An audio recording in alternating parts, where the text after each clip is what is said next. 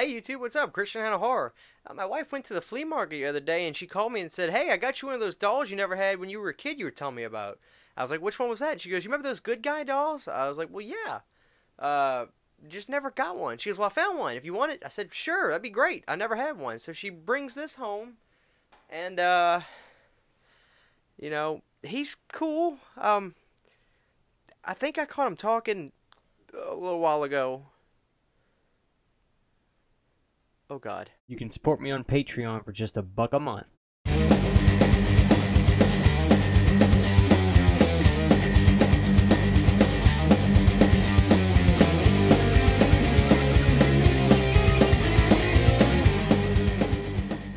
What's up, ladies and gentlemen, YouTube? Christian Hannah Horror here. This is our new series. It's called Yes. This is going to be our first guest. This is a local friend of mine. Name is Caylan, a big horror fan.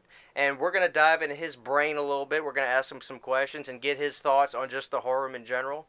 Caylan, how are you doing today? Doing great. All right, Caylan. So I guess the first question I'll have, try to make it kind of brief, but what was your intro to horror? I think some of the first horror movies that I watched. First of all, let me say, pleasure to be here. Thank you. Yeah.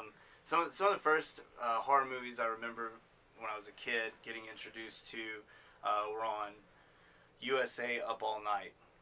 Rhonda Shear. Rhonda Shear. The lovely Rhonda Shear. So a lot of the old kind of campy classics, slasher films, some really true treasures I think came through watching the USA Network. Hell yeah. So fast forward, you live in a town. We live in a small town. I won't tell you exactly where we live, but we live in a Bible Belt small town where there's no such thing as horror.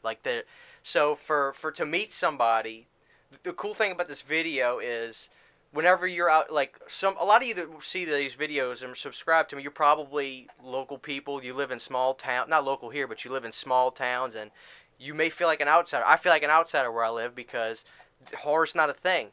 So one purpose of this video is like when you meet a horror fan, picking their brain. I haven't been able to talk to Caylan a whole lot about this, so it's like picking somebody's brain, seeing what kind of horror fan they are and what kind of stuff they're into. So let's fast forward because we were talking about this before. Is this the first horror room you've ever been in? This is by far the best one I've ever been in. Yeah. I've had friends that were fans that had some great posters and some of the, but your room by far has, the props and, everything. Yeah, it was when he first walked in here, it was funny. He just was like, whoa. I had to take a breath at the doorway. Yeah, because you see it, it's weird. I can understand. You see it on video camera. You see the videos I do. It's like is it almost like going to a location for like a movie, like seeing the UNITA medical supply building and stuff. It's like, whoa, that's actually the building. They filmed it. Well, some of these props are such quality that it really it takes me back to when I was actually watching the movie. Yeah, that's pretty cool. So let's because I want to ask you something we didn't talk about at all. One question I would always ask if I'm picking somebody's brain, the dreaded Rob Zombie question. Being a Halloween fan, are you a fan of Rob Zombie's Halloween? Do you despise it or what? Just go ahead. I'm a fan of Rob Zombie, and I'm a fan of Halloween, and I'm looking forward to seeing what he does with the franchise. Absolutely. So you ready for 3 from Hell too? You remember that? That's the new movie he's got coming out. Have you heard about that? Well, I saw the 31. 31. Did you like that? I liked it. It's funny because a lot of people were let down by it. It's like I always tell people when you go to see a Rob Zombie movie, you're not going to see the Green Mile. Don't expect to, it's a roller coaster ride. Don't expect to go in it and have your life turned upside down, So. But I have high hopes. I don't have. I think I'm going to go into it just being a fan of the franchise and just trying to enjoy. It is for what it is. Yeah, and you're talking about the Halloween movie coming out this year. Right. But I was going to say something when you were talking about just small town and being a horror fan, and it sort of relates to me sort of like if you're a fan of any kind of niche that's not mainstream, and I sort of think of people who are really into animated movies and things like that. It's just whenever you see someone around town and they have Tar Man sticker on their car, or just right. different little, like your pin, your great pins you're wearing. Yeah, thank you. As a horror fan, you automatically know that's my people. That's my it. people. That's it, man. So I loved running into you and getting the opportunity to come and see such a great room. And the way we met, I'll tell you guys this: my wife started a new job, and Caylan had already seen my channel before. So, and when my wife worked there, she came home from work. She goes, "This guy said he wants to come meet you. He sees you on YouTube." And I was like, "What? Somebody here's watching my YouTube channel?" Because I've talked about this in a previous video in one of my interviews with Pizzal. I love my YouTube. I'm proud of my YouTube. I'm not embarrassed by it by any means because I love what I do. But I don't. When I go meet somebody, it's not, "Hey, how you doing, Christian Hannah Horror?" Yeah. So it's just when he knew about it, it was just it blew me away. And you might find it funny, but I was very creepy and awkward when I approached her, because I tried to kind of not come off as such a fanboy, but I do enjoy your videos so much. It was a great opportunity for me to try and meet you in person. So maybe it was a little bit weird and awkward when I first approached her and said, "Hey, I'm a big fan of Christian's YouTube channel. Maybe you could introduce us." It's funny. So let me ask you this. Here's a couple questions. Just, again, I want to get back to picking your brain. Sure. Ask you a couple simple questions that I always ask people all the time. Who would win, Michael, Jason, Freddy, and Leatherface, out of the four? Who would be, when it's all said and done, the dust clears, who is going to win that kind of battle? I believe Freddy. Really? Yeah.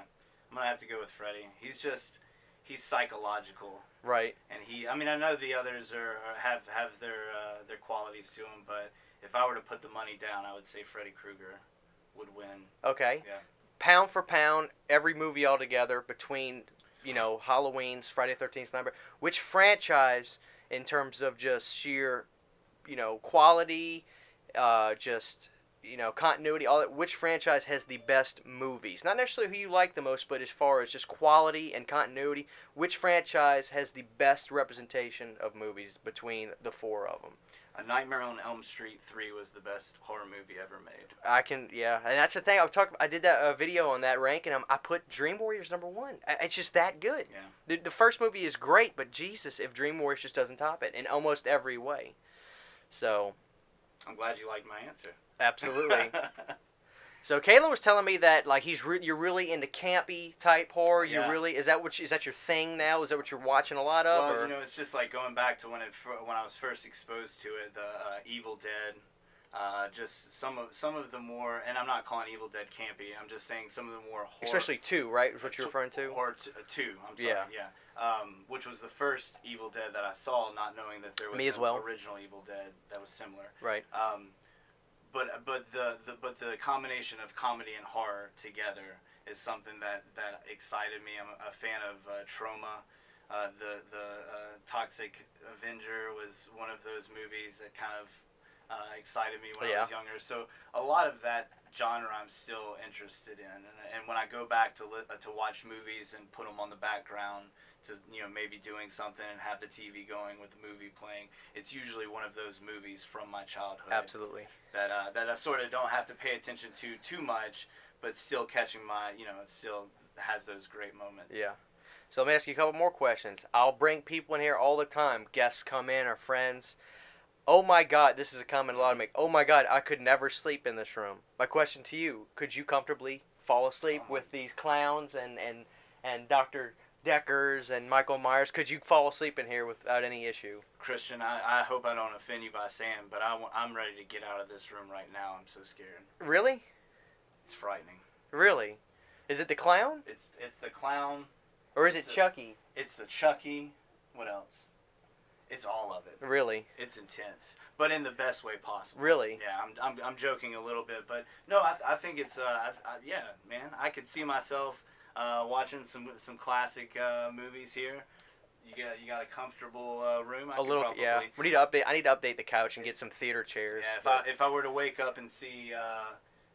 Oh, Caylan got scared. I have a Sam trick or treat behind the wall, and he asked me, "Do you like trick or treat?" And I pointed to him, and he looked at him. Terrified. It was in the corner. I haven't shown you guys that. I have a life-size Sam. He's right in the corner behind the clown, which is pretty funny. His stealth is. So here's my last question to you, and this is going to be the very last question I'm going to ask a lot of guests, Okay. especially the horror fans.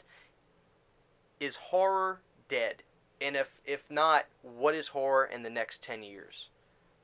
Kind of a tough question, but No, horror's not dead because I think horror, I think the genre has established so much that there's a whole generation of people like you and I who grew up to seeing just the prop FX, the practical FX.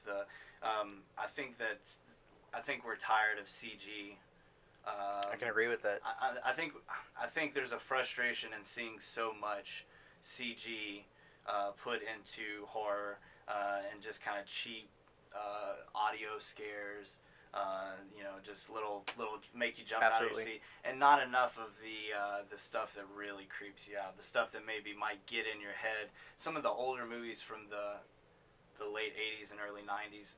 Looking back, it's kind of it's some of them were kind of cheap, but there was something about seeing a prop monster, or just people in special effects makeup. Absolutely, Candyman's one of my best examples. And I love that you talked about Candyman on one of your past videos. It's a great movie. Tony Todd is amazing. Great movie. And you said he was up there with Anthony Hopkins from Silence of the Lambs. I agree. I really think that. I really truly think that. I'll say a lot of controversial stuff on this channel, but man, I'll stand by every single thing I've said, and I put Tony Todd right up there with Anthony.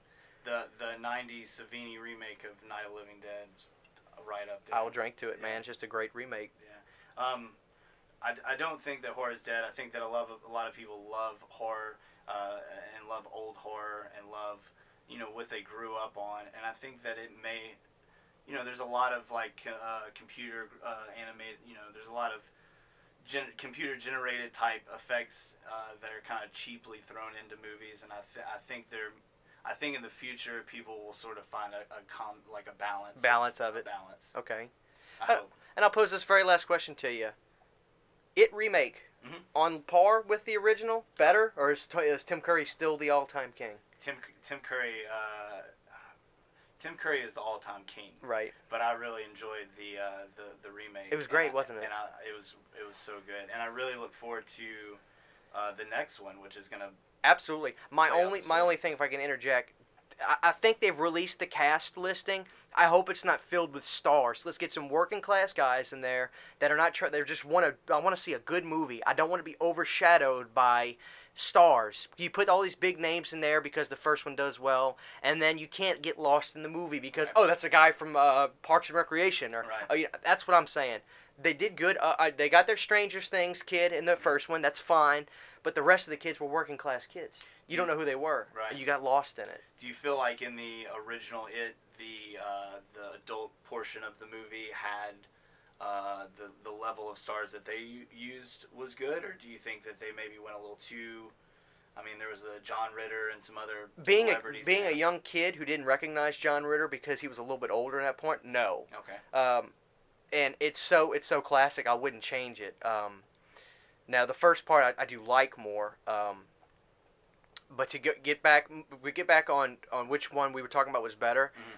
The reason I still like the original better was because the guy who did Pennywise in the remake, fabulous. Right. Had his own thing. Yeah. Tim Curry, they rolled a camera on him. There wasn't no post on his voice. Right. They rolled a camera on him. That's all they did. Mm-hmm. And he's still it's still the freakiest thing. I'm not scared of clowns, but if I saw Tim Curry, I'd run. I mean, he played in Legend the devil. The devil, and he was insane. I mean, he's pretty insane up there with Pennywise too. Yeah. So I think Tim Curry wise, his performance in the original one, of course, my favorite. I'm really looking forward to seeing the new movie come out. Right, and I'm so happy that it was successful. Maybe that'll bring another entry in the Friday the 13th series, because it had gotten pushed back because apparently when Rings bombed the theater, that was Paramount Pictures. They owned Friday the 13th. They were saying, "Nah, I'm not doing Friday the 13th. Horror's dead. Nobody cares about it." But because of the success of it, I think maybe that can rejuvenate things. And I do think that it, although Halloween was already in the swing of things, I do think it is going to be a catalyst, was part of a catalyst for Halloween, and maybe there will be more Halloweens, and maybe Freddy will get resurrected, and maybe a Freddy versus Michael Myers. Shouldn't be a fight. Freddy should destroy him, right? I mean, According to you. That's what I said. Yeah, so. But guys, that's going to wrap up this video. Caylan, I want to say thanks for coming here today. Pleasure to be here. And this is going to be guests. I'm going to be bringing guests in the room. We're just going to talk, and you guys are going to be here at the table with us, basically, checking it out. So thank you guys for watching. We will see you next time.